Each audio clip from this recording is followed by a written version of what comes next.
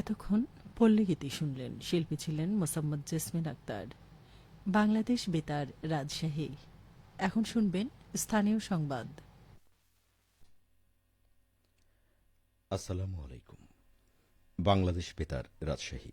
স্থানীয় সংবাদ পড়ছি মাসুম আক্তারুজ্জামান অনিক।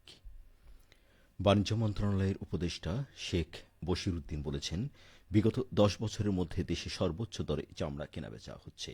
বিনামূল্যে লবণ সরবরাহ এবং জনগণকে উদ্বুদ্ধকরণের মাধ্যমে সক্ষমতা তৈরির ফলেই এই দর নিশ্চিত করা সম্ভব হয়েছে।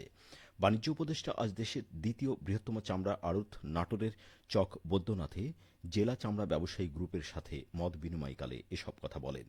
উপদেষ্টা বলেন, সরকার এবছর চামড়ার দর নির্ধারণ করে দেওয়ার পাশাপাশি মাদ্রাসা এবং এতিমখানাতে বিনামূল্যে লবণ সরবরাহ করেছে। উদ্দেশ্য ছিল এসব প্রতিষ্ঠানে প্রাপ্ত চামড়া লবণের মাধ্যমে সংরক্ষণ করা হলে চাহিদা ও যোগানের মধ্যে ভারসাম্য তৈরি হবে। দীর্ঘ সূত্রিতার মাধ্যমে বাজারে চামড়া বিক্রি করা হলে চামড়ার বেশি মূল্য পাওয়া যাবে। চামড়ার গুণগত মান নিশ্চিত করতে এ সংক্রান্ত নীতিমালা সন্নিবেশিত করে লিফলেট বিতরণ করা হয়েছে।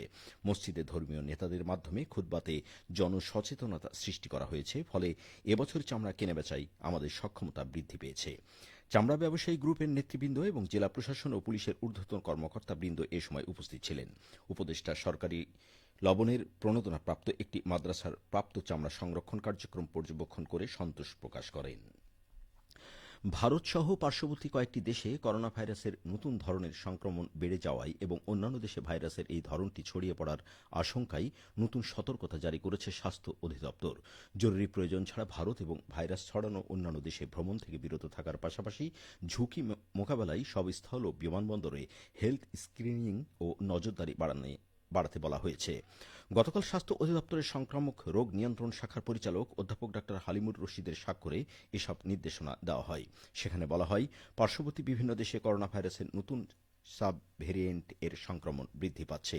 স্বাস্থ্য অধিদপ্তরের দেওয়া সংক্রমণ প্রতিরোধে নির্দেশনা হল, প্রয়োজন মতো সাবান দিয়ে হাত ধুতে হবে, নাক মুখ ঢাকার জন্য মাস্ক ব্যবহার করতে হবে, আক্রান্ত ব্যক্তি হতে কমপক্ষে ৩ ফুট দূরে থাকতে হবে, অপরিষ্কার হাতে চোখ, নাক ও মুখ স্পর্শ করা যাবে না, হাঁচি কাশির সময় বাহু টিস্যু কাপড় দিয়ে নাক মুখ ঢেকে রাখতে হবে।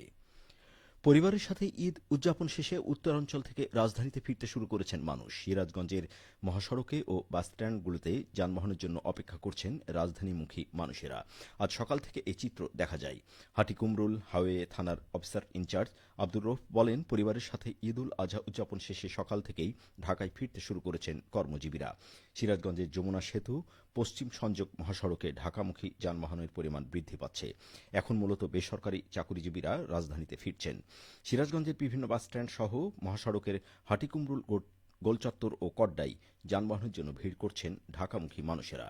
ঈদের ছুটি শেষ হওয়ার সাথে সাথেই ঢাকামুখী মানুষ ও যানবাহনের চাপ আরও বাড়বে।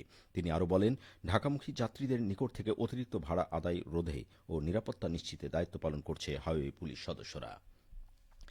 দেশের সকল পাবলিক বিশ্ববিদ্যালয়, প্রকৌশল বিশ্ববিদ্যালয় এবং মেডিকেল কলেজে অধ্যয়নরত নাটোর জেলার মেধাবী শিক্ষার্থীদের সংগঠন পুশানের ঈদ পুনর্মিলনী আজ নাটোরে অনুষ্ঠিত হয়েছে।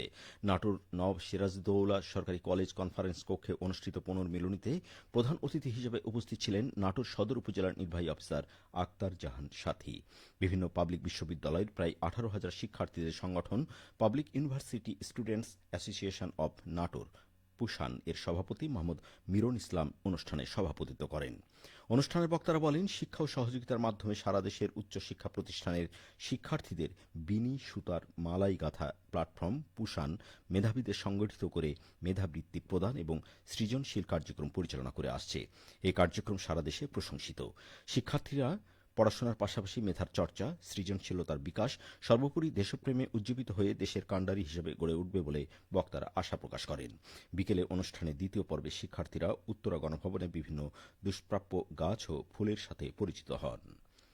সবশেষে আবহাওয়া। আজ রাজশাহীতে সর্বোচ্চ তাপমাত্রা ছিল 37.3 ডিগ্রি এবং সর্বনিম্ন 27.5 ডিগ্রি সেলসিয়াস।